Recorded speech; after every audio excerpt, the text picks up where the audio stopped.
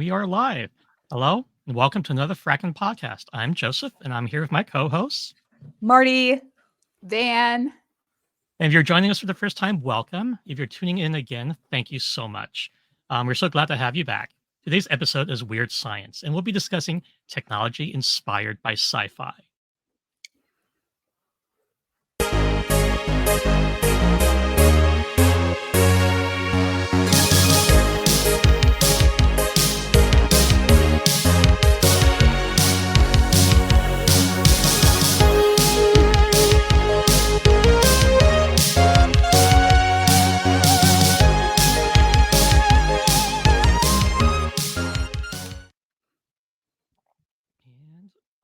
We are back. Okay. Weird Science, but not that really bad 80s movie called Weird Science. Sorry. Look, there was the movie and there was a TV show. That's what I thought. I thought there was a TV show as well. You remember the TV show? Barely. So one of the characters who played in Stargate SG-1, who was a Tok'ra, was the actress who was in this, I think, TV show. This is a random bit of trivia from the age-rattled confines of my mind. So anyway. And if he's wrong, please leave us hate comments and tell us. Boost our I reach. mean, I look forward to hate comments. Give us the engagement. So yes. Hate comments are great. If we get enough of them, maybe we can do an episode on them. That would be hilarious and enjoyable. I mean, I do feel like we should start our wonderful technology inspired by sci-fi episode by talking about Mary Shelley, because we got to give all the credit to the queen and mother of science fiction, who is continuously denied her role as the creator of science fiction. I have to add, it just bothers me every single time I see a publisher or somebody post something about it. She was before H.G. Wells, people, and Edgar Allan Poe. Thank you. Jules Verne, and it really bothers me because yes, she wrote the first sci-fi. People sit there and argue, "Oh, it's horror." It's like, except you can have two things. Yes, two things. You can. Weird.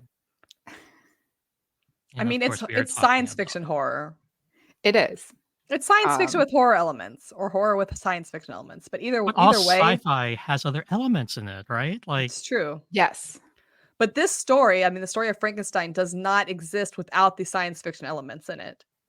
Right. If you just had the horror, it wouldn't be Frankenstein. It would not. The classic movies, I love them so much. It's so good. There is definitely science fiction in it. The idea of electricity and life was something that was very new and very fresh. We're talking, what's his name? Luigi something. Like a decade before Mary was born, was the one who was like, oh yeah, electricity through these frogs gets this reaction. There's something there. So she was definitely using science in her book, like to deny that it's science fiction is wild. What's crazy too about it is how much this has actually kind of inspired actual medical technology today, because we have people who have had, transplants from animals or from other people. I mean, not that they've become a Frankenstein monster, but I mean, this idea of using, the flesh, the organs of other creatures to sustain life. Pigs in particular. Mm-hmm. I mean, there was an article just recently about somebody who had a modified, I think, kidney from like a pig that was put in, and I think it lasted like 3 months or something. Like, it wasn't a super long time, but they were terminally ill, and this was a thing. It was pretty cool. Transplants And are an incredible thing. And I want to give her credit for all transplants. We would have figured it out eventually, I'm sure. But I want to give her a lot of credit here. Uh, Also, when we are resuscitating people, we are using electric to bring them back. Like we're not waiting for a storm and getting lightning, but Thank goodness. well, we that have would be generators. Like she wrote about what was feasible in her time, and I think that's what's so important is that yes. it's like Mhm. these ideas percolate in people's ideas in brains, right? And look, during the Cold War, there are even experiments with like head transplants, like straight up crazy experiments that people have tried. Yeah. And it's not like, okay, that was an extreme example, but a lot of the talk around transplanting and then genetically modifying organs and stuff, it has its origin on sci-fi. Mary Shelley, like, it has inspired for, at this point, centuries, right? So I think it's amazing. And that I she came up with it truly, when she was so young. I mean, Yes. We're talking incredible. about yeah, a teenager sitting around bored, starts a writing contest with friends. Brilliant. And here we are now. yeah. Yeah, I 18, I believe. Like baby. She was a baby. It's it's just amazing to me that she gets overlooked. And of course, the people overlook her for Jules Verne, H.G. Wells, etc. No, like, I and don't I get me love wrong, H.G. Wells. right? Jules Verne, amazing, but we got to talk about Mary Shelley too. We have to. It's absolutely essential. And I mean, organ transplants and medical technology are so important to modern society. I feel like we have to acknowledge how important that is. Yes. Um, yeah, it's just wild. So I made the mistake of using my brand new flip phone. So I got the Razor Flip Android for work, but I'm using that to stream on TikTok. So I can't hold up my prop because I'm using my prop now. I was really, really close to adding the picture that you sent of your phone into the album, but I was like, nah, Joseph can use that photo himself if he wants it. Yeah, But if I yeah, had now thought of you it. have a flip phone. We have gone back to flip phones. I think that's hilarious. It is wild, and I think it's super cool that the cell phone in general was inspired by Star Trek. If you ask like inventors of the cell phone, they're like, "Yeah, I mean, we Obvious. we wanted to communicate just like they did in Star Trek." Like, there's no hiding the fact that cell phones are directly something inspired by sci-fi. Um, Yeah. and it's come in many formats, right? So we started off with like big external battery Mhm. and like handheld units, Plugging and around then a we went to the suitcase. yeah, and then we went to um basically the Zach Morris phone, right? The big goofy cell phone, and then like Motorola made the first flip, where the only thing that flipped was like just this cover over the speaking piece. That's all that flipped, But that but it is was like a the flip most phone. practical cell phone, I think, because it was like the one cell phone that I wasn't like calling people when it was in my pocket. Like I wasn't accidentally like opening people to dial. I wasn't accidentally texting people. Even now with my new phone, like sometimes I accidentally delete apps.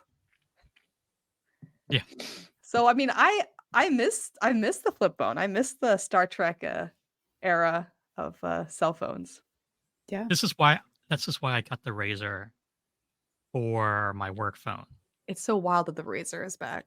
I know. Love it. I mean, I Not had my just mom's hand-me-down pink Razor, like in college. It is one of my favorite things ever.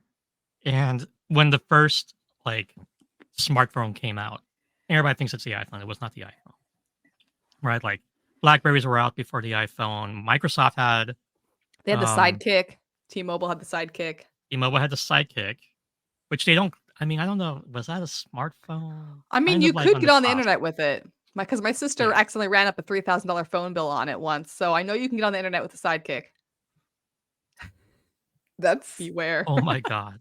Beware, this comment from parents, if you Ryan. give your kids an old iPhone. I've accidentally factory reset my phone by just That's hilarious. I have not done that. I That is think my worst it nightmare. is because I don't put my phone in my pocket very much. It's my nightmare too, because my cat stepped on my phone once and almost deleted TikTok, which would have deleted 300 drafts just because my cat walked on my phone. I'm like, okay, no. Oof. So I believe Ryan when Oof. he says he accidentally factory reset his phone. I don't put my phone in my pocket that much, and I'm gonna blame pocket size. Fashion industry for being sexist beyond belief. Yeah. I mean, let's just call it out. Women don't get pockets. I mean, that's a whole. We should do an episode about costumes, and then I can rant about pockets and why women don't have them. I mean, this is going to be a good Halloween conversation, I think, because Yeah, if you want to talk about villains, there's a villain right there. It's the fashion industry, but definitely, yes, it is. I mean, the best thing in women's fashion, in my opinion, are the boyfriend jeans. Because if you buy a pair of boyfriend jeans, they have long pockets. They have like almost men's size pockets in them. They're the only jeans I can find on the market from the women's section with pockets that will fit a modern cell phone. Yeah. That's another thing about modern cell phones. They're getting way too big. Like I've talked to men who are complaining about them not fitting well in their pockets anymore because they're too big. Which is why I think the flip phone is going to be a great thing to go back to. I mean, I love the fact that we have foldable displays now that we can use to have flip phones and foldables, right? So, like, that technology is so much fun. I'm so cool. My brain is like, wow. I am super, like, I cannot explain how excited I am for this phone that I'm using. I have not been excited by a phone in a long time because, like, I'm an iPhone user for my personal stuff, right? iPhone. Ew. I haven't upgraded this in 2 years because it's the same. It looks the same. It does the same things as like for the last 10, 12 years. It's just wild. Yeah. I will never not say ew when somebody's like, iPhone this, iPhone that. I'm like, okay, but like Android. I'm going to share this comment. To the other phone. It's not about phones, but it made me think. So John mentioning that fanny packs are coming back. And all I can think about is when you watch Star Trek, I don't think they have pockets either because they are carrying around like fanny packs. When they do have to carry around something, they're belting it around their waists. Like, I'm like, yeah.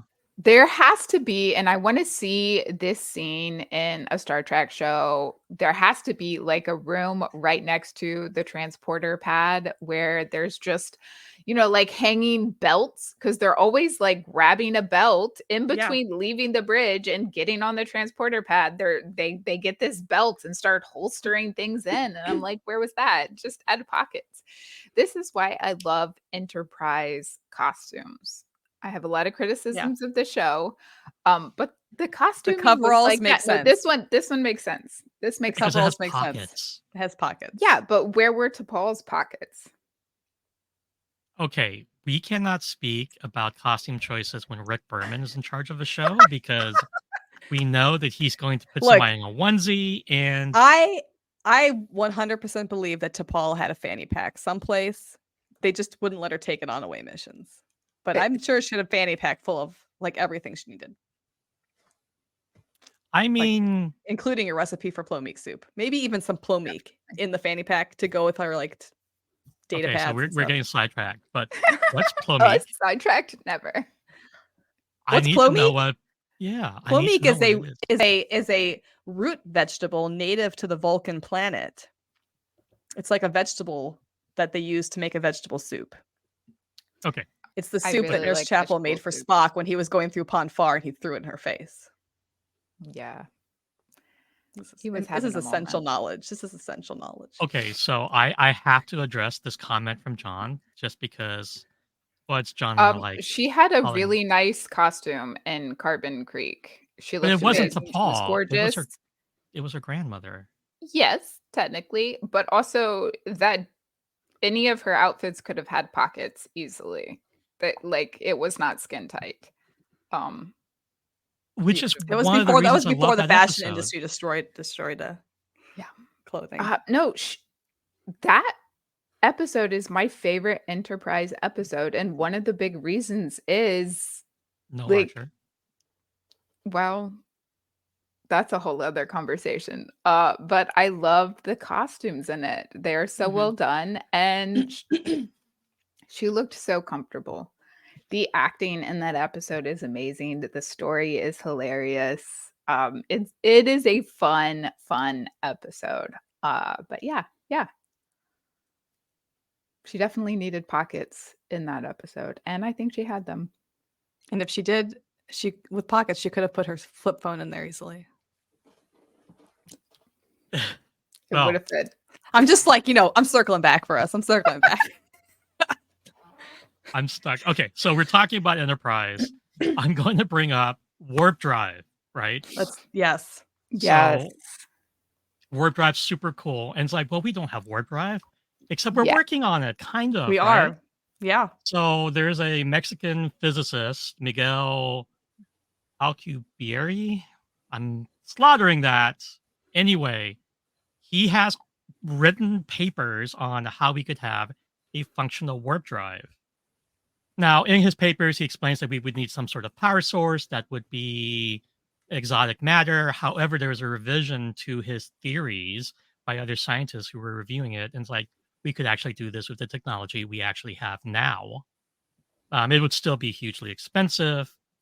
And I know I'm going to explain this. This is not me mansplaining. This is me explaining for anybody watching the podcast who doesn't know how warp drive works. So the idea behind warp drive is that you are folding space around the ship. You're warping it. So basically, you're folding space in front of the ship and then expanding it behind. So you're just zipping through faster than light speed. And this is how you get beyond the confines of general relativity and E equals mc squared, which Einstein, if anybody doesn't know, right? E is energy, m is mass, c is the constant. So the speed of light is a constant, and that's squared. And what that means is you need infinite energy to get mass going the speed of light, which means that you can never do that. Because the closer you get to the speed of light, there's an exponential need for energy. So you just can't do it conventionally. So folding space is one way of doing it. Now, we've all heard of wormholes as well, right? And that's a whole other thing. But I also read an article where they postulated that the universe could be full of wormholes we don't know about. And what a wormhole basically is think of a black hole as like, okay, the fabric of space is like a bed sheet. So imagine a bed sheet. And the way gravity works is let's take a softball and like you're pulling the bed sheet tight on four corners, right? And there's nothing underneath it. You throw a softball on it and there's an indentation, right? So if you were to roll a marble around that softball sitting there, it's going to roll around if it has enough speed. And as it loses momentum, it's going to fall into that indentation that the softball has made in the fabric of space time, right? Now, a black hole is like, okay, great, we've got this bed sheet, we've got the fabric of space time. Let's get like a super dense, like bowling ball size piece of uranium and throw it on the bed sheet, and it just falls straight through and just rips the fabric of space time. And now anything you throw in there and gets close to that hole, it's just going to fall into that hole and it can't get back up, right? Like Also, for the that's record, if you do this, you're gonna have to buy new bed sheets. if you Yes, you will absolutely have to buy a new bedsheet. yes, you will. But So a wormhole is like, think of two really heavy bowling balls. They're not going to break the sheet, but they're on opposite ends, and they basically force the sheet to fold in, and they touch. The ends touch, right? So that wormhole is just like a shortcut through space time, right? So like everybody thinks about the shortest distance between 2 points is a straight line, except not in like a 3D curved universe. It's actually a curve. And so you could have this like extremely drastic wormhole that's a shortcut between 2 points in space. And that's another thing that is potentially out there. And Einstein's equations basically say that this is something that's possible. Kind of cool. Anyway, we just have to Before harness we dark move matter, on, right? I just want to tell you that your absolute favorite science fiction universe, Dune, folds space. yes. And I did recognize that. And I thought that was cool. I actually Just saw fold I space saw with drug addicts. I actually saw a technology that had to do with sand, and I thought about bringing it up just for you, Joseph. But then I thought, you know what? We'll leave Dune to some other time. Look, just because I think Dune is, except I will admit that the new movies are actually kind of fun. Okay, I'm going to admit that after I forced myself to watch them. Right. Torture. It was torturous for me. I can't stand the books. I still can't. We can talk about Dune. It's fine. I'm aware of some of it now, so it's cool.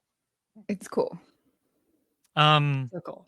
So aren't we close to functioning ion drives? We kind of already have those. We launched a satellite. I can't remember which one it was. I think it was to Jupiter, maybe. One of them was actually using kind of like nuclear propellant to basically push ions out. So yes, we do have like a form of ion drive, like not a very sophisticated form, obviously.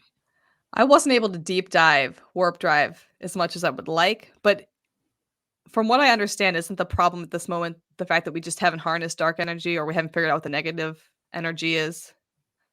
It's just an energy question in general, right? So it's just something that's beyond what we can do with our current capabilities. It's not that the science is beyond us. It's just it's going to take some more research, and there's a lot more to it. I mean, the dark energy issue aside, I think there's also like the conversation around like, is it possible to do this? Yes, and I think one of the possibilities was like referencing a different dimensional plane. So like subspace, basically, Mm. right? Which is all very cool. Which is like create this field around the ship, which would be a higher energy plane, and then you're able to fold space and move forward. Which means that we don't have to have this like exotic matter. And what they mean by exotic matter is like something we don't know about yet, right? Like something beyond the realms of what we can comprehend. Like dilithium crystals. Dilithium quiz. Yeah, I mean, yeah, Exactly. I mean, as soon as we find those, warp drive, here we come.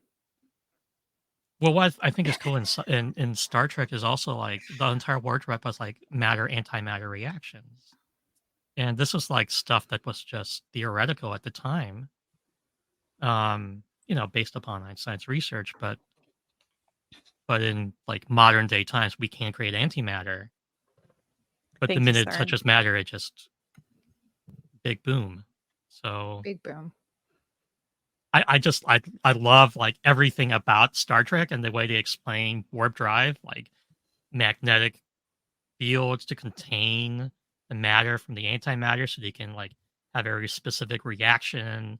Like all of it's super cool and it's actually what they're trying to do with even with fusion right now is like using magnetic constriction to like hold in the matter that they're trying to like shoot tons of lasers at so that it can not cool down super fast. Anyway, I get a little bit carried Excited? away. I mean, I'm ready for it. Yes. Yeah. Oh, I'm not ready for Okay. this. I Okay. don't want this. I This don't is- like this. We can just this burn is my it. moment to Burn shine, it. you guys. This is Okay. this is my Roman Empire, as the kids say. This is Ooh. horrifying. So if you're watching this live, you can see the image on screen. If you can't, what is on screen is something called the Neo robot. This is an android that's been created by this company called One by Tech. It's a Norwegian company. It looks, if you're not watching, it looks like the androids in season 4 of Westworld. I mean, it's horrifying. Humanoid shape. Basically, they're calling this, and I quote, they're calling this your intelligent humanoid assistant. And basically, this company is combining robotics and artificial intelligence to create a new branch of innovation, which they're calling embodied learning. And their goal, I'm not even joking, this is straight from their website, their goal is large-scale manufacturing to, and I quote, produce humanoids at a high enough volume to create an abundant supply of labor and solve problems at a societal level. Now, I think we have all seen enough android robot movies to know that this is horrifying. So these things are crazy, though. They're essentially androids with bodies that have been engineered with like musculoskeletal anatomy so that they're quote unquote gentle. They're not like your hydraulic robots. These are like very humanoid robots. They can understand language and space around them. They actually learn from interacting with people and from performing tasks. And the more tasks they perform, the better they become at doing it because of the artificial intelligence aspect of it. They can walk, they can jog, they can climb stairs, they can run. They can run at like 7.5 miles an hour. Like, I'm not joking. This is like horrifying. And they look like these.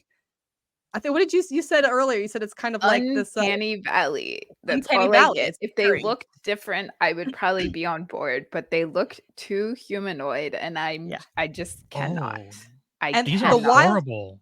They're horrifying. And there's a quote on their website when it's under what they can do, their capabilities. The website quotes, they excel in industrial tasks in sectors like security, logistics, manufacturing, operating machinery, handling complex tasks. But their long-term vision is providing valuable home assistance and performing chores like cleaning or organizing.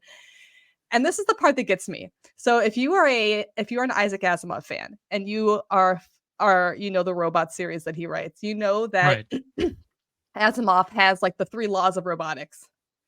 And these laws basically ensure that robots have to adhere to their human quote unquote masters, so to speak, that they can't do anything to harm human life, right? Yeah. This is like the science fiction trope of all science fiction tropes. There is actually a human override function in these androids that this company has made. If something is going wrong, that you as the human user can like interrupt the interface and you can override the android.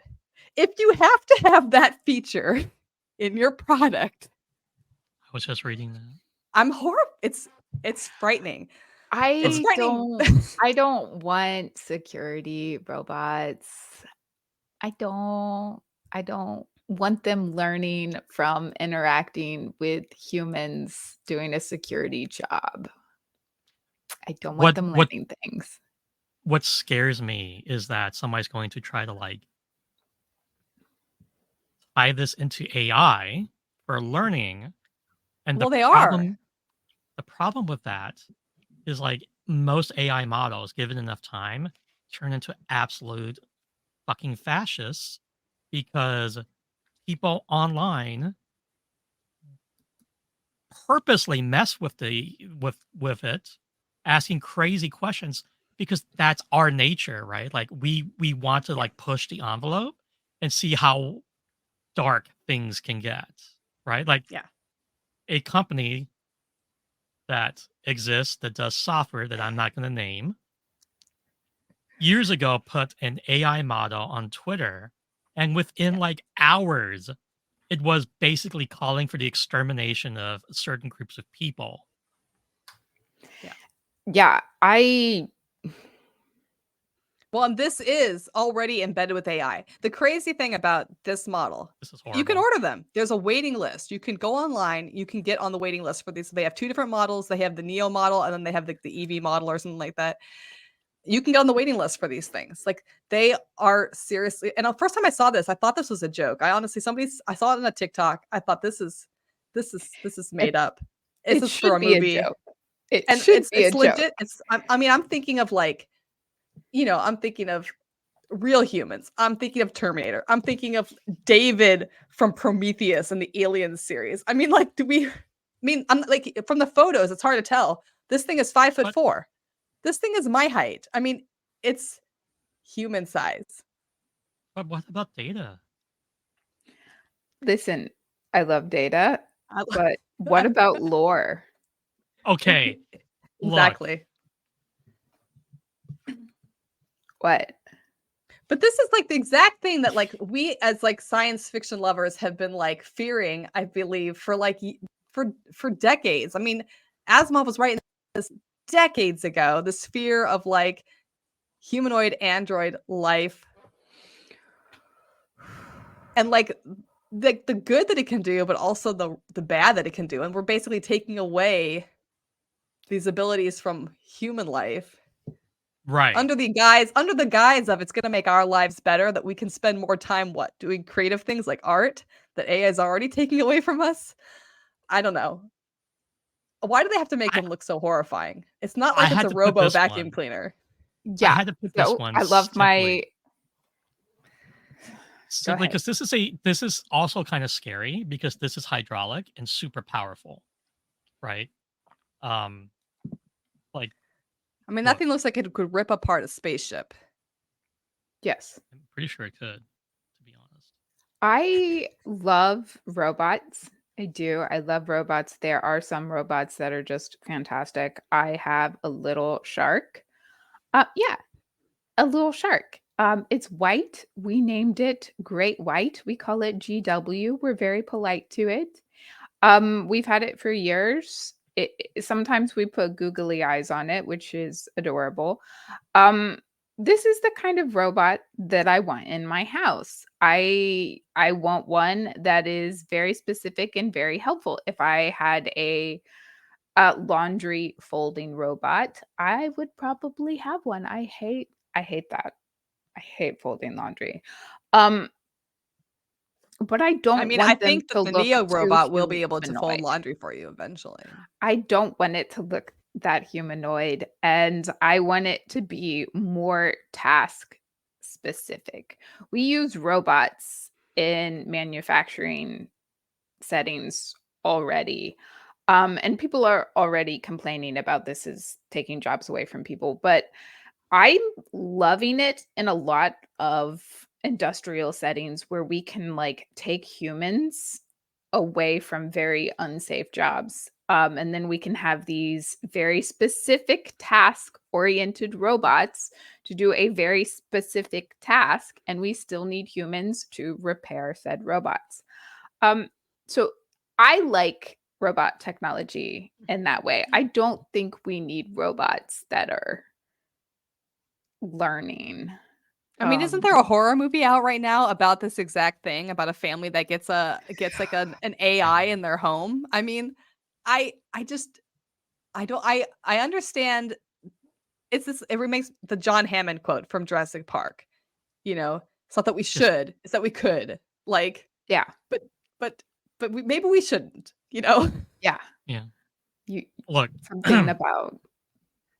So you mentioned the 3 laws, and Yeah. Ryan mentioned the 3 laws. But if you read Asimov's stories, those laws are flawed, and in every single story, something gets violated, right? Yeah. Mm-hmm. Pushed too far. And the laws for everybody: a robot must not harm a human or allow a human to come to harm, even through inaction. A robot must obey human orders unless doing something conflicts with the first law. A robot must protect its own existence unless doing so conflicts with the first or second law. And then in 1985, he added the 4th law, which was a robot cannot harm humanity or allow humanity to come to harm through inaction. But still, these laws are not perfect, right? Anything written by humans is going to be as flawed as humans are. Right. And we're talking about artificial intelligence. So, like, this robot essentially is not going to be that intelligent. Because the AI that we have now, even though it's like super advanced compared to what we had in like the 90s, it's still just a series of algorithms. It's not self-aware. It doesn't have the capability to become self-aware.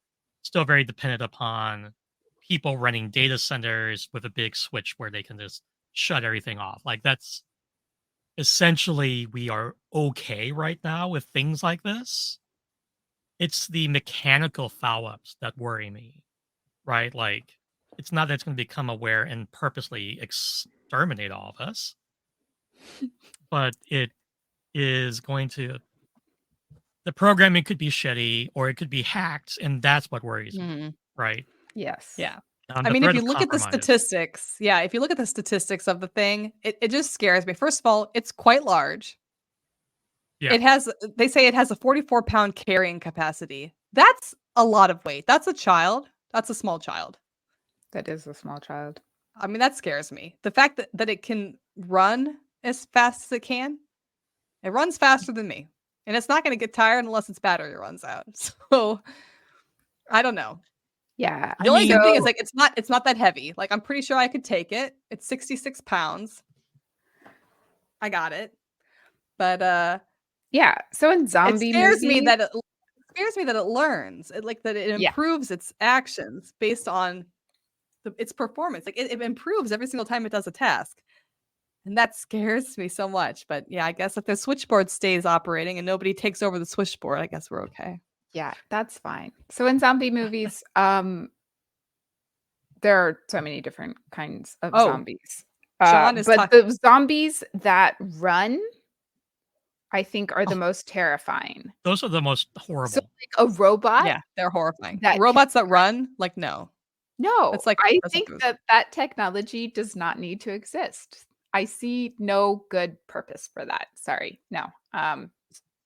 So John brings up the British show with the robots. So you're talking about the show. The British show is called Humans. It's actually based on a Swedish show called Äkta Människor. The Swedish version it's horrifying. I mean, the British version is scary. Okay. The Swedish version is horrifying because it really dives deep into it goes into what happens when Asimov's laws basically don't work.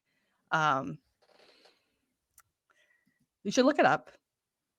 Yay. It is the season for spooky things. So for me, it comes back to the AI component and like, how smart is it really, and how safe is it from compromise, right? Because if this is all software run, I'm a hard no already, right? Like, if you can update the base operating system of anything, I feel like it would have to be, right? That would have to be part of their business plan, that you can update it, right? Nobody's going to shell out the kind of money for this thing if they can't in the future, like, make it do more than what it already does. I mean, you're not going to you're not going to buy the updates for your Xbox, right? Like, if the new game comes out or whatever, you're not going to get the extra mods, right? But you see, this is why it horrifies me about this, right? Yeah. No, I agree. No, I agree. Yeah. And this is okay. So this is a special kind of hell for me because of my job, right? Me too, because what am I going to write about in the future if it's all real? I'm gonna come up with like You will Okay. stop writing fiction and start writing. my next thriller is nonfiction. gonna be about this robot losing control on some innocent family. I really feel like that's a very feasible thing, and not because it's self-aware, but because some like threat actor Yeah. group is gonna like push some sort of update. Because look, Neo, I don't know anything about this company. I'm going to assume their cybersecurity posture sucks ass. You know why? They're a startup. I'm sorry. I know technology. They probably suck ass. Just throwing I it mean, out there. when I look at their website, which is a very nice website, I have to give them graphic design team It props. is- It's a good website. a good looks, website. which is why I thought it was fake at first. I honestly thought this is like a movie website that they've made. Like, like they used to make those websites that like the Matrix website, and you log into it. This And is you a find all promotional website Exactly. for a really funny movie or like a sketch comedy show, right? But I feel like I'm- they're probably waiting for somebody to buy them out, right? Somebody big. I'm looking at the inspection of their code right now on the website. Just FYI, because I'm curious, and this is what I've now decided to. I've looked at the website. I hope it doesn't mean that my phone has already become one of these robots. No, but I mean, it's just uh, basic JavaScript and CSS code. So, So look, be careful giving your information if you sign up for the waiting list, guys. That's what we're trying to tell you. yeah, I wouldn't sign up on this waiting list, to be honest. Oof. For many reasons, one of which is like my sheer horror and fear of being killed by a robot. But I just don't. I mean, for every like good robot, every bicentennial man we get David from Prometheus. Oof. yeah, Yeah, robots are For every Data, we get the T100 or whatever. Yeah. Hey. Robots are going to be a thing. I think we don't have enough fear of the technology that we're creating. Or enough fear of our I inability to feel like control it. Ian Malcolm all the time when I'm like, Okay, so my mom. just because we can doesn't mean we should. So I love science, right? Like I'm wearing my lab coat, obviously. Like I worked in science. I'm passionate about science. I have degrees in science. I know Marty does too, right? Like science is a passion, I think, for all of us. My mom constantly says that the worst people in civilization are scientists because of the things they try to figure out. And I'm like, but like we have vaccines. And she's like, yeah, vaccines are great. I'm not talking about the obviously good things. I'm talking about the obviously bad things. Like, and she'll point to things like this robot, right? Or like the weapons. Like she talks about nuclear power all the time, and she's like, I mean, it took Oppenheimer not even years to go from, oh, hey, look, we built a nuclear reactor to now let's build a bomb. Like she just feels like we weaponize things too easily, and the scientists don't think about humanity enough. So I think we need to ban Ryan from comments because he's scaring me. I'm afraid now of the Wi-Fi robots. Look, I want a robo vacuum cleaner like Van has. I think that'd be great. I want the robot that like mows my lawn. I like the robots that we're using in operating rooms for surgeries. Incredible. I don't want these robots. I don't want to like open up, like go out to get my newspaper in the morning. We don't even do that anymore. Going out to get my mail and seeing the robot walking the neighbors' kids like to school or like pushing their little like prams. That scares me. Yeah, I feel like that's one step away from like us being like that Bruce Willis movie Surrogates, and we're just like all lying in bed and we have our fake bodies going to work and stuff for us. Yeah. Okay. Some days that would be nice though. Speaking of science, that concerns me. Okay. Like the machine brain interfaces, right? Oh yes. So, like these things, not those things. These interfaces horrify me because it depends on who's making them, how safe they are, right? So here's an example of like them actually trying to use this like brain interface to control a computer. our favorite billionaire inventor, and I say favorite like with extreme sarcasm because everybody knows Oh, that. I was like, all of the I'm billionaires like, I are don't my have any favorite favorite. billionaires, Joseph. Just so you know. Look, eat Okay, the rich. sarcasm Anyway, a little bit thicker, please. It took me too long to get that one. look, if anybody knows me, they know that I am not a fan of Elon Musk. I mean, I am a that sentiment fan is of that sentiment is shared. laughing at Elon Oh, so Musk. we all feel the same about this person. Yeah, So he is our continue. favorite billionaire to laugh at. Mostly because of the Cybertrucks being put together with kindergarteners' glue sticks. With like paste and caulk, basically. Glue sticks. Yeah. That's Yeah. it. That's what they use to assemble them. Look, and I'm not one to judge what a car is made out of because I drive an F-150 and it's aluminum. They moved from steel to aluminum, so not the toughest thing in the world. But The still F-150 is made welded out of together. aluminum these days. Still welded together, and the frame is still solid steel. And guess what? It actually can tow things without breaking its fucking axle. Anyway, And when we apply the Neo model to it, it will be able to tow things on its own. This is true. This is true. Jesus. So Elon Musk has The created F-150 with its mind of its own. This is a Stephen King book. It's Christine on crack. Wasn't there a Supernatural episode where like the truck was haunted? Probably. There's a supernatural I episode think for it's everything. I think it's scarier when the truck is like driven by a robot than when it's haunted by a ghost. But I want to hear why you're afraid of the brain computer interfaces. I mean, it's I interesting think they look because really cool.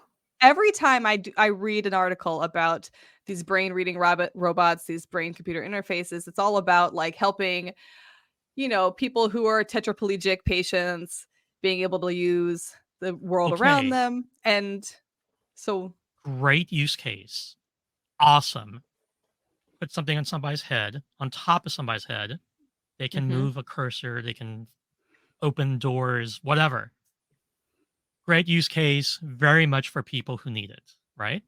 right. Love it. Neuralink, where you're implanting chips into people's brains. Oh, we're just For becoming the what Borg. reason? It's fine. Resistance. And Well, it's who's kind of running this? like those neurochips that they were coming up with, where they were using actual brain neurons in these computer chips. Yeah. Well, Yeah. I don't know. But so look, implanting technology to make you into a cyborg is already kind of scary. The fact that the person who's trying to do this is Elon Musk terrifies the fuck out of me. And the reason for that is when you have venture capitalists, because that's all he is. He's not an inventor. He doesn't invent shit. All he does is like he made a few good financial decisions around PayPal, got billions, and then just started hiring really talented engineers, and then decided to get involved and has destroyed those companies. Anyway, point aside, when venture capitalists are in charge, like, okay, what are you going to do with this brain computer interface with Neuralink? Right. So it's like, okay, the idea behind it is to help quadriplegics and people with recovery.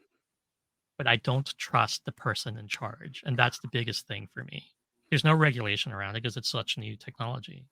I mean, to be honest, I can't think of anything worse than being implanted with like a neural implant from Elon Musk and then just getting all of his horrible Twitters DM'd right to my brain. Like, I don't need those tweets, right? No. Yeah. I don't And think I would ads to the trust Cybertruck. anything inside my brain from the company that brought us Cybertrucks. Another company maybe, but like I don't think we're I want gonna any have to companies improve inside my this. brain. Yeah, we're gonna have to improve this technology. Now, I But- do like a lot of the things that we are talking about doing, not necessarily the Neuralink, but like putting chips underneath the skin. So like if I could just not worry about forgetting my credit cards at home, my bank cards at home, that would like I could just like tap to pay with my wrist. I would. Like I do feel like this is one step away from repo man, though. Like, at what point then do we have so many of these neural links in our organ system that like our brain suddenly belongs to X or to mean, Microsoft, and then something goes wrong, we need a new Hey. brain, and we owe them all this?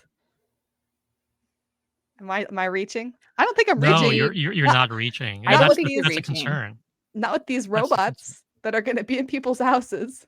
So to actually implant anything into your body, right, it has to have like the ability to either be completely invisible to your immune system, right? Right. So doesn't cause an allergic reaction, right? So hypoallergenic, which Right. means that these things will probably break down in your body at some point. Or they're Which going to I have to be love. So created from some like combination of which I love. tech I and want stem it cells. to not last forever because the technology is going to need to be updated. I'm going to have it removed every 2 years to put in the new chip wow. anyway.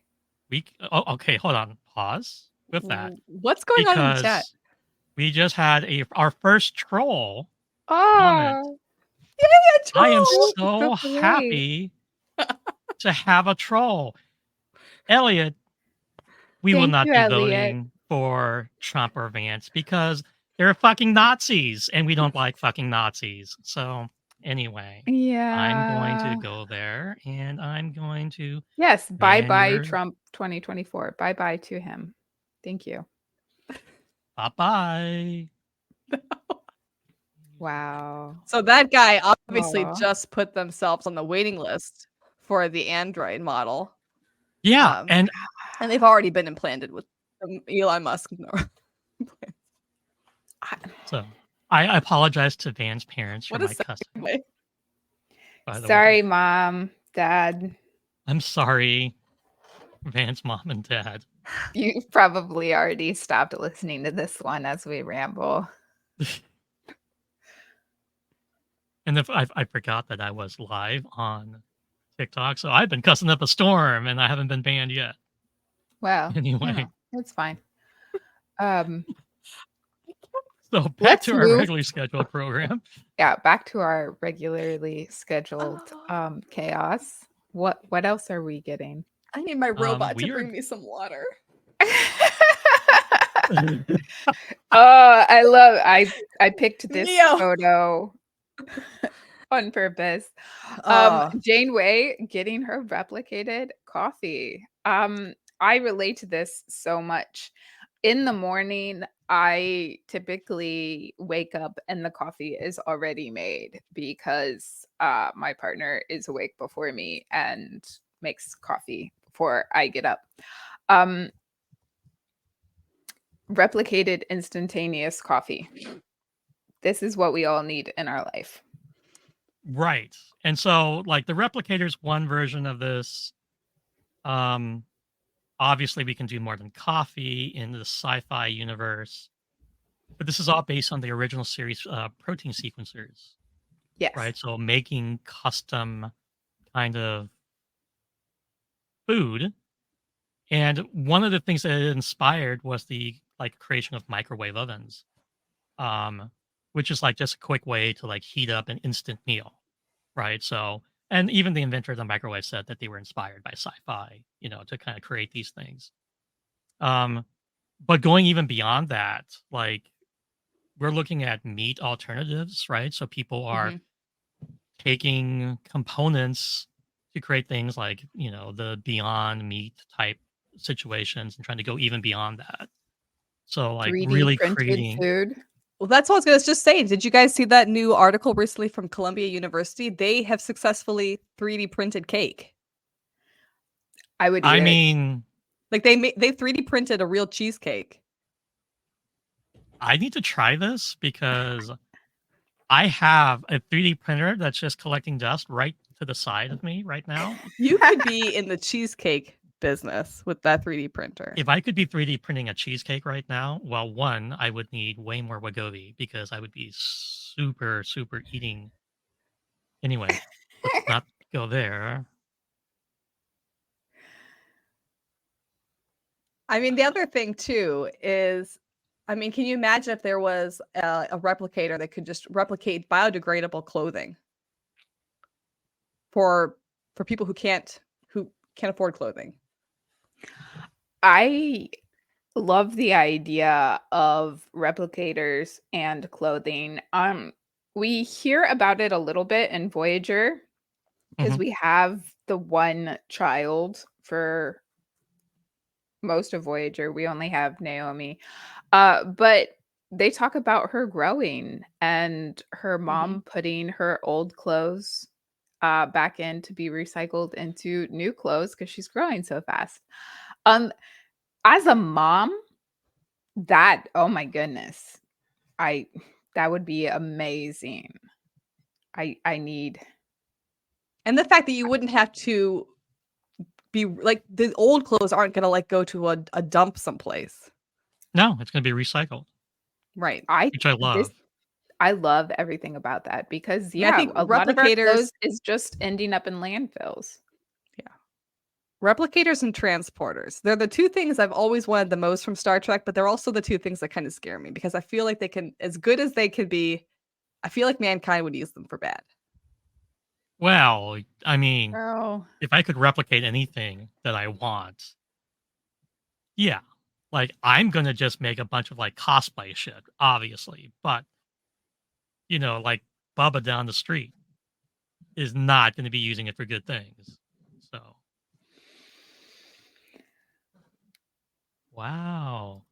We Today is obviously apparently the day for troll comments. I'm gonna That's blame uh, the TikTok live that's going on. no, yeah. this is definitely because we said Elon. Yeah, it's We the invoked his Oh, algorithm, we name, so triggered and the something. algorithm called yeah. all of the little Elon fans to us. That's on us. That's on us. Uh, Well, they can sign up for his brain transplant yeah, neuron yeah. implant thing. I mean, they need a brain transplant is what I'm getting at. But have you seen they've been 3D printing houses in, like, Yes. different I communities? love Yes. 3D printing houses. I think that's incredible. That inspirational. I would live in one. Some of them look really, really cool. Yeah. Yeah, I mean, they seem very neat. They're very sturdy because I think they're made out of concrete, so, like, they're solid homes.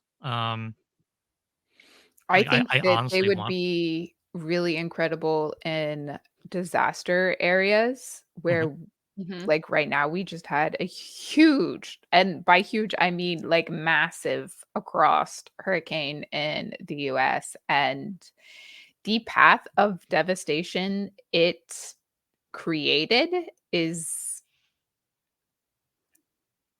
wild. And it's not even just on the coast.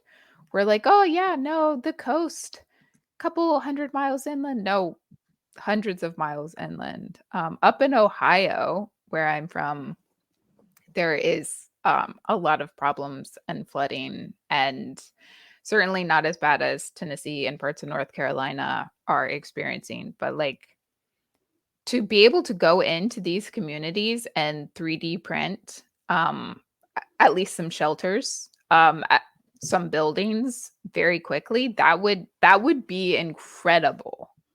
Um, I want this to happen. We've gotta figure out how to make somebody a mod, by the way. I I haven't don't know figured how that to do piece out yet. that. We probably have to be logged into the The YouTube. YouTube account and then do it from there. Um, I'm going to try to do this while we keep talking about amazing replicators and other sci-fi. How about this? We're gonna move on to this. oh, I'm excited about this, and I know currently most people in medicine are telling you not to get the whole body scans. I Are think they? whole body scans are really, really great. The problem with it currently is we're going in and getting these whole body scans and finding, oh no, this huge problem. Um, and then it's freaking people out and stressing people out. And Oh, in see, reality, it's a problem that is not a problem. I feel like the problem comes with the insurance companies, because Yes. if the insurance company sees that you have a potential underlying condition, then they're not going to insure you. They're going to raise up your premiums. But I think the idea of these med bay scanners essentially is really interesting. I was looking up one of them, and it was talking about how they can measure hundreds of biomarkers in like 15 minutes or less. And that would include like hormone levels, like your fat buildup in your liver, markers for inflammation, cancer, or whatever. And then they build this like 3D digital avatar of you. And then every time you go in and get rescanned, they can see any progression of illness or any change in injury. And then it just like in Star Trek, it updates with you. And then the doctors, of course, can use that to see, for example, one of the reasons that they were talking about using it is for determining earlier on if somebody's developing dementia or another degenerative disease, which I think is incredible. But yeah, I think the insurance companies are going to be the biggest problem. I think we have to get to a point where there isn't, not just insurance companies can't deny you or they're going to charge you an insane amount. Like, we have to regulate that industry, but we also have to get society mentally to the point where we don't have medical anxiety. And it's not just, I'm not saying we're just afraid of doctors, which is one thing, but medical debt anxiety is huge in America. Loss of work, just I have to take time off of work to go to the doctor. Like, how am I going to do this? Can I schedule this? Like, there's so many obstacles already to medicine in the US, and this is not alleviating a lot of the obstacles or the concerns. For a lot of people, it would only create a problem because, okay, now I have a pre-existing condition and now my insurance premiums are going up. I had to take off half a day of work to go get this workup done. I'm behind at work. I had to use, my time off. Now I can't spend that time off with my family later. Well, that's because healthcare in the United States is run like a capitalist hellhole, right? Like that's It the is. problem. It is. And what I'm saying is to get this technology and to use it correctly and for the betterment of humanity, we need people to be able to access medical care and not have intense anxiety about it. Yeah. They need to know, if I get this scan and they find something, I'm not going to have to lose my insurance or start paying an insane amount. If I need care, I'm not going to have to pay an insane amount to get the care that I need. Right. So this picture is actually from one of these companies that is like creating this. This is from Q Bio, and they're calling it like your digital twin, which is cool. So it's like they scan you, and then you come back in like a year later, and they scan you again. They can compare whether or not different layers of your hormones or just on a structural layer if they've changed, which is crazy because I saw this image and I'm like, this looks so much like the images from Star Trek. Where we're looking at like these medical scans that they do, and I was just like, oh, that's crazy. Like this. Yeah, here from Discovery. It's super cool. It's so exciting. I'm curious, Marty, like healthcare and where you are is totally different from where we are. It is. It's very different. It's insanely different. I can't even explain to how crazy it is. Well, actually, I can give a great example of how different it is. So if you are a woman in the United States, you know that like literally every year once you turn 18, I don't know, they quote unquote, they make you go in and get your female exam, right? They test you for cervical cancer and all of that stuff. You get your pap smear. In the Netherlands, you get it every 5 years, and you have a choice whether or not you want to go to the doctor and have it done, or they will just mail you a packet. You can do it yourself at home. Wait, I could do it myself at home? I'm not even joking. And That's an option? I got a letter in the mail like 3 months ago saying I was due and I forgot to respond. By respond, like you have to call your doctor and make an appointment. If you don't make an appointment within a certain amount of time, they literally just send you the packet. I got the package in the mail yesterday. I opened up. It's wild. But like, I went to medical school for a few years. I'm so angry. You can I'm absolutely so do it angry yourself. right now. You can absolutely do it yourself. And it's, I mean, yeah, it costs nothing. The government just sends it for free. Here it is. We want to make sure you do it. And then you just mail it in. They include the stamp, the postage, and everything. It's wild. Yeah. So, Listen, I know medical care for people with uteruses in the US is trash. And I could rant about that for a very long time. But you're telling me that they will just send it to me in the mail with prepaid postage for me to send back? I'm not even joking. Okay, It looks like a COVID I'm test. looking at It's like, it looks like a houses. COVID I'm test. looking at houses. It's in exactly what Europe. you think it would be. It's like a Q-tip swab. You just swirl it for 20 seconds, put it in the thing, you mail it back, and then they let you know, and they let your doctor know what the results were. And if they find anything, they call you back into your doctor. My brain is exploding right now. All this medical anxiety that people have here. I mean, on top of like just the the anxiety of like going in and having it done. I mean, the anxiety of having to take your clothes off in front of a professional of a white coat, and I mean that's difficult for a lot of people. Just the act of going in and having the procedure done, and technically, you could just do it yourself. Like, you're telling me I don't have to be in pain? No. With that ridiculous? It's basically I'm so it's like angry. putting in a tampon. For people who understand, it's like putting in a tampon. And then you just take it out and you mail it in, essentially. It's wild. But that's a lot of different, that's just one example of a healthcare thing here. But there's a lot of different healthcare things here. That's a huge example. The downside is downside, quote unquote. If you want to have something like colonoscopy done, they're not putting you under for it. You're going to be awake. So that's also an experience. I'm fine with that. But I there's actually new would science much where you don't prefer have. I No, you don't have never to. go under. You don't need to. You don't need to. There's new science where you don't even have to go through the whole full colonoscopy, right? Like it's just been FDA approved to do it a different way. So, like, we don't have to have all of the medical anxiety that we do. No. And the only reason it exists is because a group of people decided that America was perfect 50 years ago and we want to stay that way. And it's ridiculous that that this group of people refuses to progress.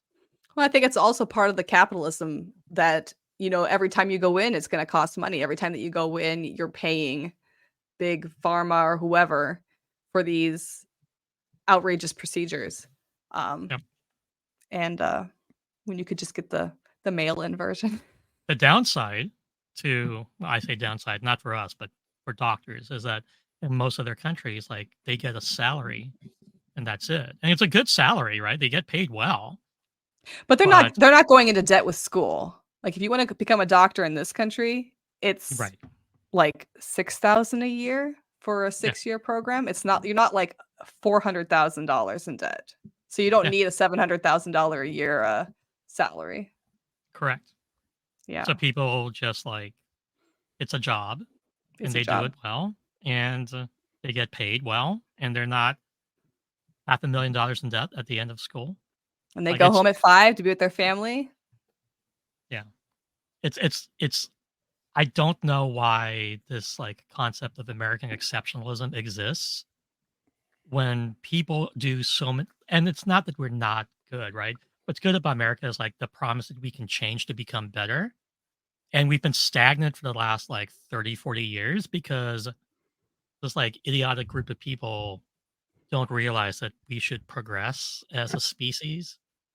So here we are with all this anxiety around basic things that could happen. My brain is still like Oh, exploding. I'm just And sitting here so enjoying the chat. angry. So I have a anybody spare who's bedroom. anybody who's listening, Van's eyes are like twice as wide, and she's blinking, and just you can see her processing how stupid we do things. I feel like I'm gonna have to make a TikTok about this thing. I'll have to show it. I'll have to show it, not how to use it, but I won't Obviously demonstrate not how to use it, but it. I'll show it though. I mean, when I moved here, my mind was blown as well. There was multiple things that when I moved here that I was just like, yeah. Okay. We have But to start I for talking one about would do. something else so my I brain for can one would click do back the in. scanner. Yeah, I would love to do it. I think it sounds fascinating. I would love to see all the things wrong with my body. It'd be fun. Oh, I picked this photo so specifically of this very, very vintage desktop computer, and I love it. I almost took a picture of my own desktop to add in, and I decided not to. But I currently have the desktop. Our big tower has fun rainbow lights in it and like a glass panel so you can see inside. And then I got the two monitors, and it's very Star Trek screen when the screensaver comes on. But this is kind of what I remember our first PC being when I was a kid. It was much more similar to this. Typical 90s era PC with a 3.5-inch floppy drive and CD-ROM, so probably late 90s. It looks like the Not one we early. had in the late 90s. Yeah. Looks like could be like a Packard Bell, maybe. Anyway, why is this up on the screen? Okay, so let's talk about it as I sit here and like try to analyze the damn computer. So that's up because in Star Trek and other sci-fi shows, we see people with like consoles on their desks. And in the 60s, computers took up entire rooms, right? So it was that idea that we would get to a future where everybody would have access to a computer. And that's one of the things that sci-fi has inspired, right? Is kind of this explosion in computer technology as well. And, you know, there is Moore's law from Intel, right? Which basically says that the speed of computing a computer processor is going to like double every 18 months or so. I think that's Moore's law. Scott is in the comments. You can correct me if I'm wrong. But what we've seen since like the 80s, when like the first Mac computers came out, is that Moore's law has stayed true. We have seen like this exponential increase in compute power every single year, basically.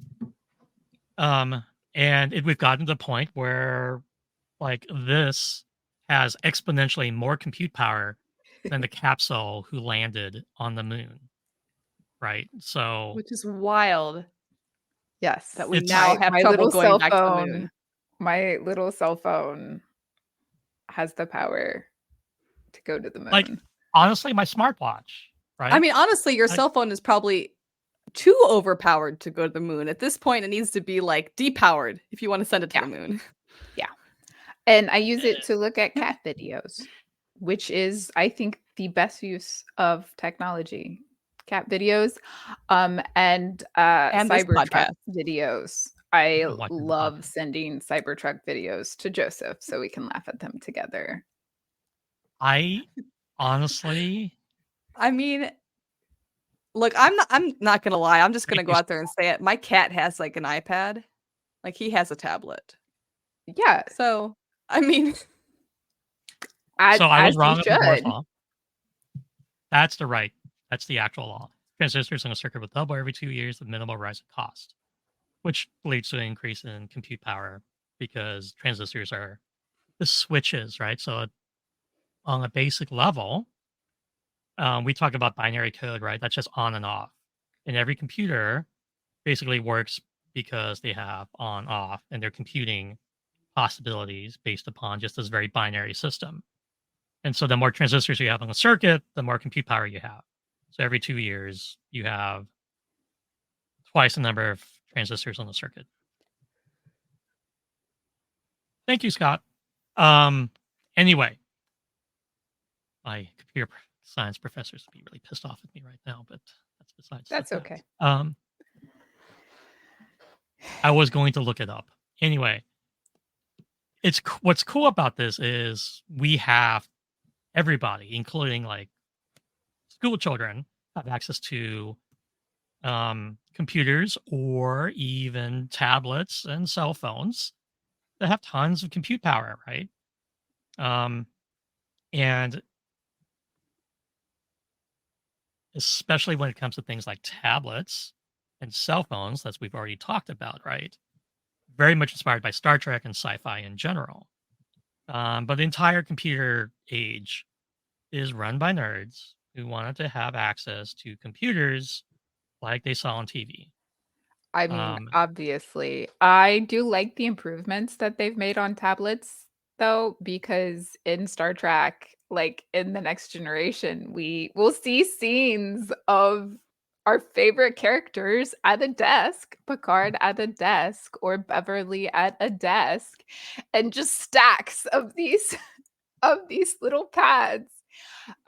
Because people writing Star Trek had the idea, yeah, we've got these cute little pads, and this is great. But scientists took it one step further, and it's like, oh yeah, we have pads, but we're going to put all the pads together. You can have the pad do more than one thing.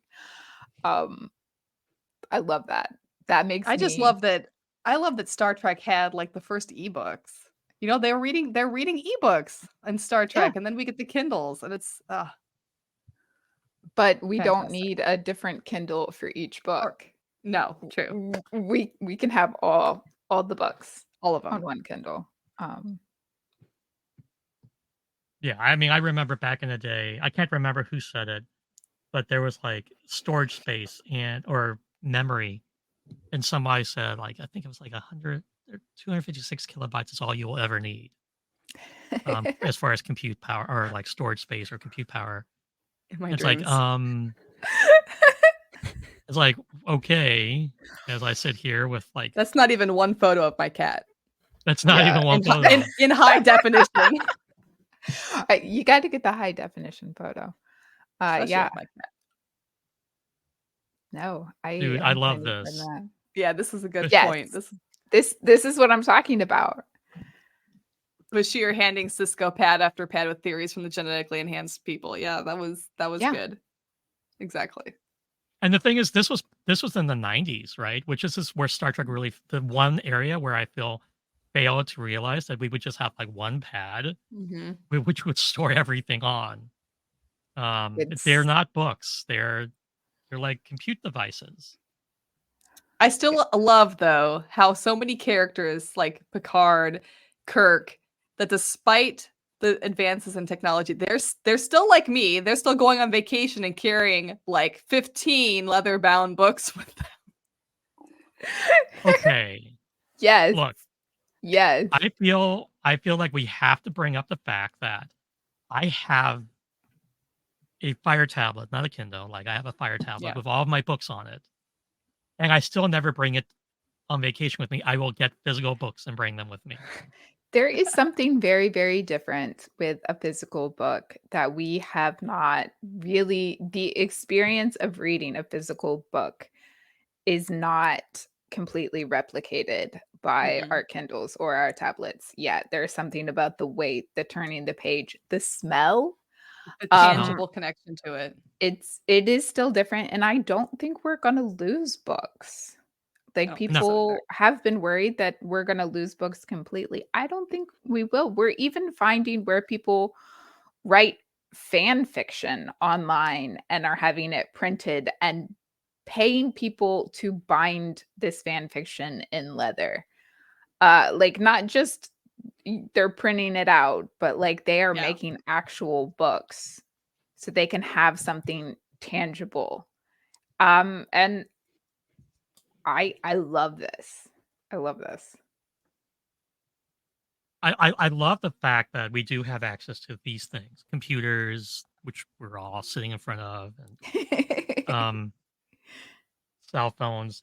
But you're right. Like there is something about the tangible aspect of holding a book, and I love that sci-fi even recognizes that and still has like paper books.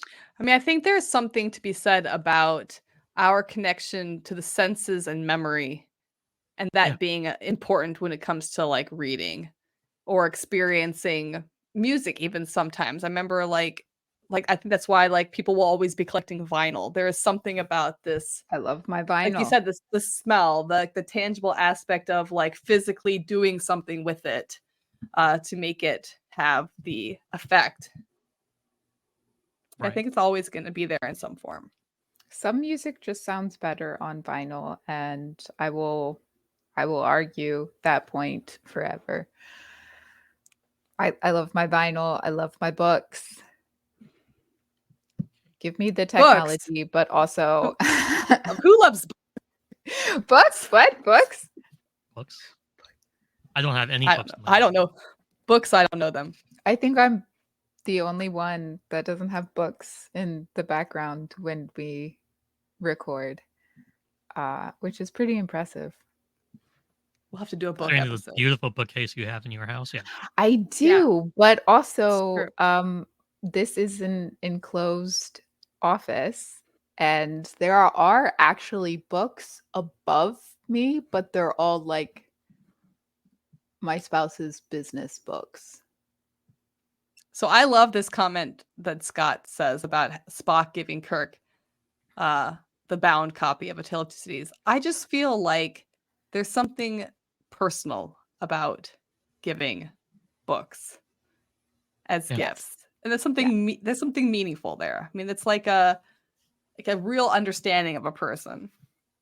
I sent that one you of my do favorite lose people, when you have it on a tablet.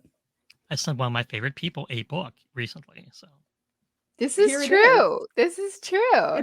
It's on my desk. That is now, a to be beautiful fair, copy of The Hobbit. I am very jealous. To be fair, I low-key was trying to troll you a little bit.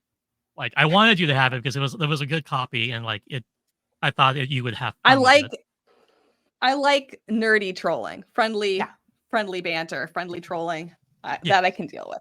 Oh no, you trolled Marty by sending her an amazing copy of a book.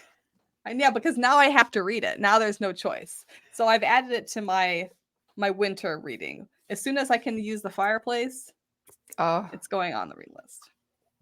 Talk about another tangible thing. A fireplace.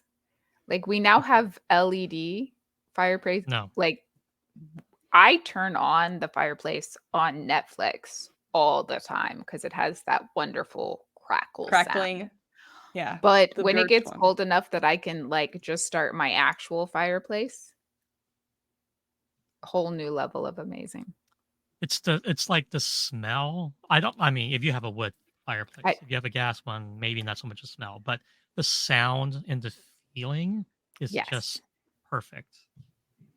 It's amazing. I'm going to put this up here. Like this is how Joseph trolls. It is. Because I don't burn books. So this is how I troll. Anyway. How I troll is I buy Joseph a panda in Washington, D.C., and then it sits in a bag by my front door as I forget to ship it to him. What'll be amazing is I will probably visit North Carolina at some point soon. I will probably go to your house and we will both forget that panda exists until I am flying home. Probably. You'll have to wait at least a year to see how I troll. Because it'll be in my next book. Fantastic. Oh God, I'm dying. Anyway. Not the one coming out. The one coming out in a year. So no. Oh, okay. Although I mentioned a few people in that one. So look out for it. Trek Talk I love people. author trolling. Author trolling. Author trolling is the best trolling. It's pretty amazing. Oh, we're gonna talk about submarines. I did a deep dive about submarines, which then led me to learn way more things than I probably needed to. So we talked earlier about how Jules Verne is sometimes like given a lot of credit for being the father of science fiction instead of our beautiful Mary Shelley. He's also given credit for inventing submarines, and he did not. Not even close. No, Several not even close. hundred years before we had submarines. Before he wrote about submarines, we had military submarines. So I thought you were going to be like, before Jules Verne, we had Tom Clancy and the Hunt for Red October. Yes. Okay, that's we one of had my Tom favorite books. Clancy. I love that book. Yeah, no. No, yeah, because when So- you think of Jules Verne, I mean, I think of submarines first, and I think of hot air Yes. balloons second. Which are both amazing. But he was not the first. And so I did a whole deep dive into it because I was confused about the timeline for a little bit because like one of my kids got really into military submarines and ships for a while, and so I learned so much about it, and we had like a whole week learning about the turtle,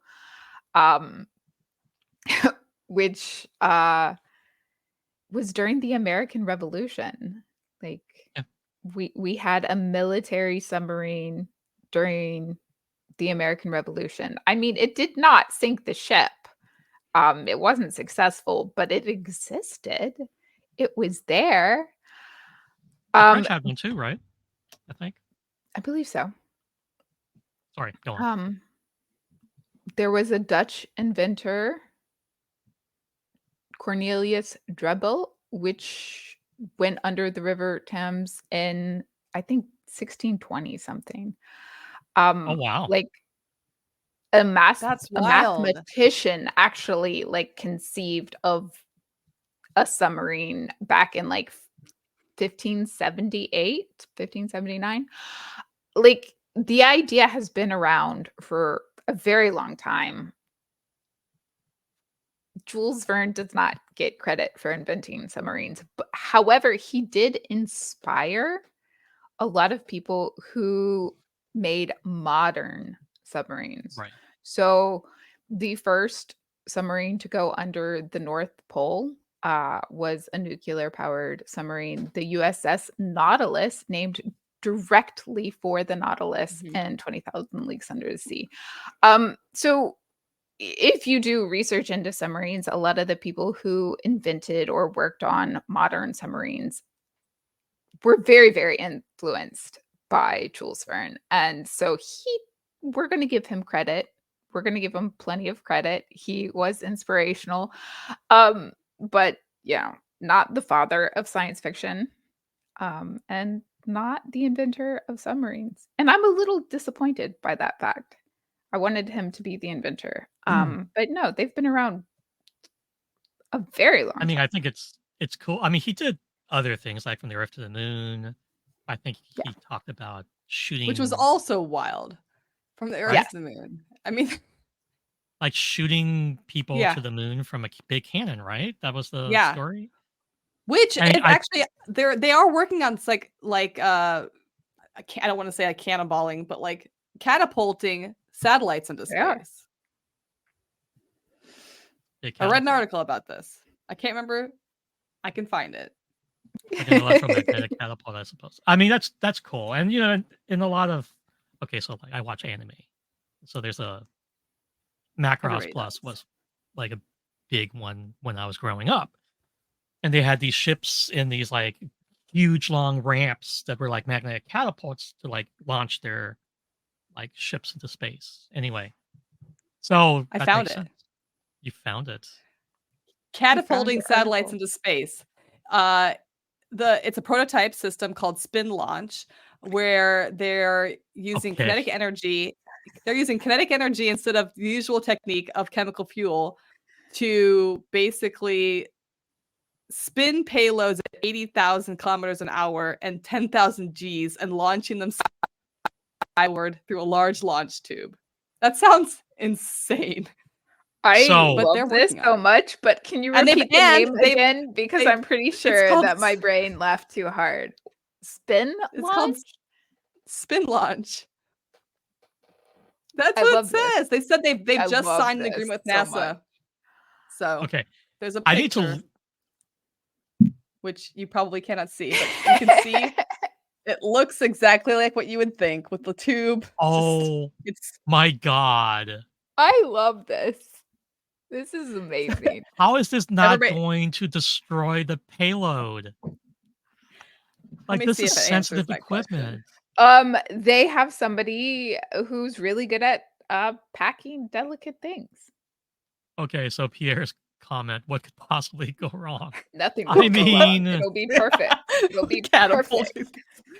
It says, I don't know if this answers the question, but it says that they will be using some small rocket engines to help the payload reach orbit, but it should cut down fuel and infrastructure by 70%. So we're just spinning them and then launching them through the tube. I am so excited by this. Okay, so what I was talking about looks nothing like that. Like, this is... I'm essentially talking about, like, a railgun type mechanism where you're like...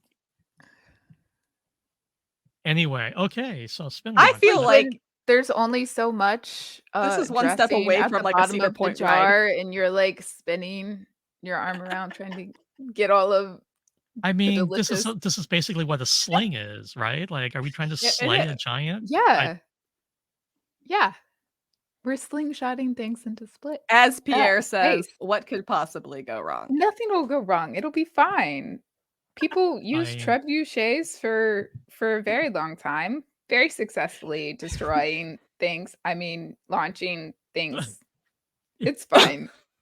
It's fine. Just don't aim it at castles. We'll be fine. Or cities. You know. Look, see, I came across a lot of weird things preparing for this episode today. So, like, I'm really glad you did. I'm really glad you did. I feel somehow unprepared, even though like I can deep dive on quite a bit. Spin launch threw me for a loop. I am like speechless right now. Yeah. I love that you are now having like your brain explode the way I had my brain explode earlier. And Marty is just over here exploding our brains today. And I love that. I mean, this is the reason I'm here. Marty. I'm the comic relief. Comic relief. I mean, you're just listing facts. Knowledge. You're listing facts. It's factual comedy. Ooh. I kind of have to ask, did Elon Musk come up with this? Because no, definitely not. That's how Boeing's going to get their next set of astronauts into space. Oh my gosh. Oh goodness. Can we fling them into space? My apologies to anybody on the International Space Station that might be watching this. And stuck there forever. Anyway. Forever is a very long time. They're not stuck forever. Suborbital accelerator. I'm just until February. I am now obsessed with the spin launch. It's the size. Oh my God, this thing is the size of the statue. It's bigger than the Statue of Liberty. I know it's huge. Well, you have to get a lot of. So you're telling me that spin launch is real, and your Neo robot, which also looks fake, is real. I don't think satire has a chance anymore. I had a really hard time preparing for this episode because every single thing I came across, I thought it was fake. I thought it was fake news. I was like, I'm not going to fall for this. But then like I looked deeper and I'm like, no, there's a legitimate website company for all of these things. Oh my goodness. I am just without words right now. So satire is dead. Since we're on comedy, let's move on. Oh my goodness. This is the best photo. This is the best photo. I searched so hard to actually find a photo from Xenon. If you missed the amazing movie, the Disney Channel original movie Xenon, I think it came out in early 2000, I remember. maybe late It was. 90s. The golden era of Disney Channel cinema. Yes, it was amazing. I watched it Or of the multiple 21st times. century. It was so good, but they had a self-driving car, and if you remember, the cars of the future were the Volkswagen Beetle, which is Yes. hilarious, because Volkswagen has now discontinued. They don't make the Beetle anymore. But we had self-driving cars that these kids stole and programmed to drive them around. And see, the wild thing to me, like, I remember the first time that I like consciously remember a self-driving car on TV was a Minority Report. And I just remember thinking, yes, if there's a self-driving car in the future, it's going to look like that. It's going to look sleek. It's going to have these like wicked, fancy, futuristic wheels. And it's going to have Tom Cruise in it, obviously, because he's going to be in everything. But obviously, now that we actually have them, and I won't say the name because obviously that's going to invite people. Now that we actually, I'm just like sad. Like, why don't they look like Minority Report, or why don't they look like Beatles? This is I really want Disappointing. Beetle. I would love a self-driving Beetle. I mean, a self-driving Beetle would be great, as opposed to that thing. It's so The ugliest- ugly. Listen, The ugliest I thing don't on even the think road. I would hate how it looks so much if I didn't. I mean, just I like used to think making that the fun of how PT it falls Cruiser was apart. the ugliest car. Yes, the PT No. Cruiser. I I used to definitely think made fun of The it for being PT ugly. Cruiser, I was like, it looks like a hearse. It's ugly, but when you compare it to this thing, the PT Cruiser is like a Mustang. I would drive it There was any day that- of the week. There was that cube-shaped vehicle that came out. I can't remember what it's Oh called. yeah, my stepdad Scion? had one I for a don't remember. while. Just like a cube. I make fun of those all the time, but not to the extent that I make fun of these failures at being trucks. And it is This- mostly because they were put together with glue sticks. I swear those things fall apart if you just think about them too hard. So this was what I thought was the ugliest car ever.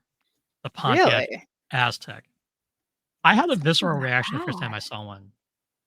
I mean, not even that how bad is bad. it? I have to say, I had a visceral reaction recently because I saw one of the electric Mustangs for the first time, Ew. and I literally like my lunch came Really? back I up in like my throat a 'em. little bit. No, I like No. them. no, you don't. I don't like it. No? I don't like No. it. No, You don't like the Mach-E? I like it. they don't. But they don't. I don't like them because they don't look like a Mustang. Like if Yeah. I want to drive a Mustang, I want to drive it because I want it to look like a Mustang. Okay, but you can drive an actual Mustang. They still make Mustangs. Yeah, I would. Mach-E's Oh, I just- would. I would. But I just those make me sad. I don't They look know if I could buy a weird. Mustang that didn't like consume fossil fuels, and I would also need a standard. Like I don't think I could buy an automatic one. So before I bought my first truck, I looked at a 2011 Mustang GT silver stick shift, test drove it with my brother. I didn't buy it, so I bought my truck because I was like, I need to do home improvement stuff. That asshole went and bought it. Like a month after I got my truck, he went to the lot, found that car, and bought it. And so it's in our garage. I drove it first, but that little jerk bought it. I've had three. I love my brother, not a jerk, but kind of a jerk for buying that car. Anyway, You are. I've had such 3 in an my older lifetime. brother, and I love you. sorry, Marty. So I feel very strongly about them. I I also wouldn't. Oh, I've had 3 Okay. in my life, so I feel very strongly about Mustangs, what they should look like. And so, Right. No, I get it. I also get don't. that. I also don't think they should be self-driving. So I'm glad that they don't have a self-driving one yet. Actually, I'm afraid of self-driving cars in general, especially with a bunch of kids behind them. One thing we need to do before we have self-driving cars is repair our infrastructure I was in going the to say the US, infrastructure doesn't seem to make sense for them. especially. We can't have all the potholes we have. We can't have all the full, like the faded lines on roads. I know as a human driver going some places, the lines are so faded. I'm like, where's the lane? What are we doing here? Um, Add rain on top of that, it's very, very difficult to see. So like there are so many things that we need to improve before the self-driving technology we have now would work. And we actually need the self-driving technology to Is be that the car? better. That's just not his, but it looks similar to his. Looks nice. I mean, that's a nice pretty one. Mustang. That's It's a a pretty. Sorry, one. I just I'll had to. give you that one. I had to cleanse the I'll palate. give you that one. I really did. But you're right. We do have to fix our infrastructure before we can't have self-driving cars right now. And we do in some places. But there are a lot of obstacles. I feel like self-driving cars are like one step above like level wise of scary as the Neo robot in my house taking care of the kids and the cats. Like what? look. Like no. I have a dear friend in Dallas who, this is years before the tea company showed its true like the owner of the tea company showed his true colors. Had an early model, and it was it had like the ability to drive a little bit on its own. And I'm sitting in the car with them, and he like sets it to go down the block, right? And I was like, nope. Like, cool, but no. Look, I used to not well, but I used to street race a little bit. That's stupid things that people do when they're younger. I like cars. I like to drive. And I think I'm a fairly decent driver. Not decent as in like safe, normal, courteous driving, but I can drive a car if I have to, in the ways that, Gone in 60 Seconds has shown us. So I can drive a car. I can't do self-driving. I can't give control over to, like, especially considering what I know. I don't trust, especially that company, to be secure. Especially that company. Look, I've read too many Stephen King books where cars like go on like rampages and vengeful murdering sprees. So I have to trust that this podcast has proved that the authors are telling us about the future, the writers. So the prophets of our time. We're staying away from any Cadillacs and Plymouth Furies and demon possessed cars that drive themselves. There was a Doctor Who episode with the 13th Doctor where there were a lot of like self-driving cars, and the cars were killing people because they were told to. Yeah. That was a creepy episode. Well, that was an interesting episode. But like the idea that when we give all of this control over how secure is it, how safe is it, how easily hacked is it, those are concerns. Skynet. Ooh. Look, warm and fuzzy feeling now. Thanks for bringing that up, Marty. I mean, it comes down to this basic comment that Scott's talking about. And so anybody who doesn't understand air gapping, right? That's core critical infrastructure. Things that are this sensitive should not be connected to the regular internet. And they're definitely connected to the regular internet because Musk, damn it, isn't smart enough to understand the need for it, right? So that his systems would be open and vulnerable. I don't trust any company, though, that has self-driving cars, because there has been a big push in the industry. And when I say the industry, like people in like people who are not technology companies who run technology stacks, do not want air gap networks because it's double the infrastructure and super hard to like maintain. And this is what terrifies me. Sorry. It's not him that I'm worried about because the intellect of a turnip, like not at all worried about him. Worried about his cult. Anyway, it worries me heavily that we have these. Well, they haven't been approved, right? Like the self-driving feature was rejected because they couldn't prove they weren't going to turn into deadly fiery wrecks on the freeway, right? Yeah. I think that's the case. Anyway. We're not there I yet. only have one experience with one of these cars. The cars that will not be named. I only had one experience with it. I was in a parking lot, and a friend of mine had one, kind of like your story. And they were showing it to me. And they're like, I want to show you something really cool that my car does. And I'm thinking, okay, this is something that's useful, right? Like that your car can do for you. I'm thinking like excited. I like cars. Let me see what this car can do. They pushed a button, and I'm not even joking. The car started singing and dancing to the Trans-Siberian Orchestra Christmas music. Like, I mean, the solid windows would go up and music. down, the wipers, the doors would start opening like to the music. The lights would flash, and I was like, that's cool. It's cool. I'm like, that's cool. Why does my car need to do that? You know what It's can the do own- that? My computer can do that. That's all I need. Like, The lights can flash to what? I was just like, what if I'm driving down the road and I accidentally hit the Trans-Siberian Orchestra button in my car? It just starts dancing in the middle of the street. I don't know, man. No. I do love the Trans-Siberian Orchestra, so I do too. adding a So I was really button impressed. to immediately get my vehicle to start playing, sure. But maybe not with like the windows. Can we just like stick with the speakers? It was wild. It was wild. It was like somebody's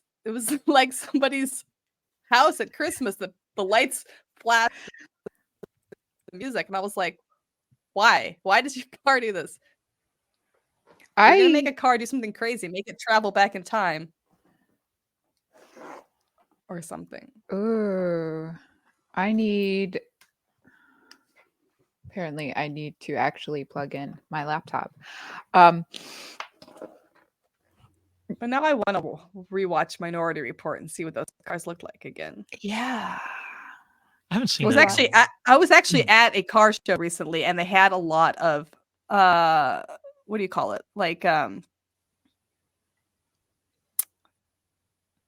my brain. I just lost my brain. Cars. They had like from they had a lot media? of cars. No, they had had a lot cars of at the car they had show. cars. No, they had a lot of like these like single model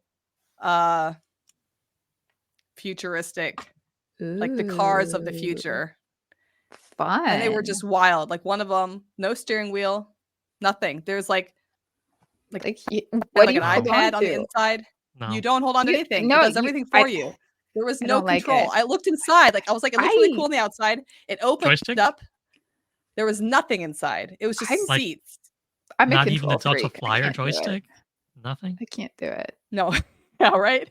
The Delta I Flyer. get And it get just was car like- sick as it is. Concept cars. Concept cars. That's the word I'm looking for. Concept cars. And I was just like, this is incredible. Not for me. It's also incredibly scary. Yeah, I don't like it. No, I'm sorry. Look, Because like Joseph said, I can't trust. You have to trust. First of all, you have to trust the car. Yeah. You have to trust what's controlling the car. You have to trust the other people on the road. You have to trust the road. I don't have that much trust. I'm sorry. No. Trust no one. I'm not that trusting. I'm If sorry. Fox Mulder wouldn't drive it, I wouldn't drive it. Ooh, I like that. that's a good yeah. I like yeah, that. Yeah. See? If Ian Okay. Malcolm would say that we shouldn't have pursued the technology, I don't want to. I think we should ask that of ourselves on everything. If Ian Malcolm What would say Ian no, Malcolm say? What what would Ian Malcolm say? What would Fox Mulder say? Like Exactly. We need to yeah. have an episode on deep dives We should. conspiracy theories. Anyway, Oh, I Yeah, have a but- good one too. I came up with it this morning in the shower, as good conspiracies come to me. I'll share with you guys That's a later. good place for them. Or Yeah, for the conspiracy episode. Yeah, okay, I think we need to wrap this up, huh? All right. Well, that concludes episode 7, Weird Science. We're so glad that you tagged along with us today. Thank you to all of the commenters and the new moderators of our comment section for joining us today. Please give us a like and subscribe if you haven't already. Share our podcast with your friends, family, and good-minded trolls. Yeah. Next episode, October, is going to be In October, I think we're going to try and do a villain episode and a 80s horror movie episode. So we'll still have to figure out which one we want to do Right. first. okay. But it's going to be a great month. Great month. It's going to be exciting. Take care, everybody. Bye.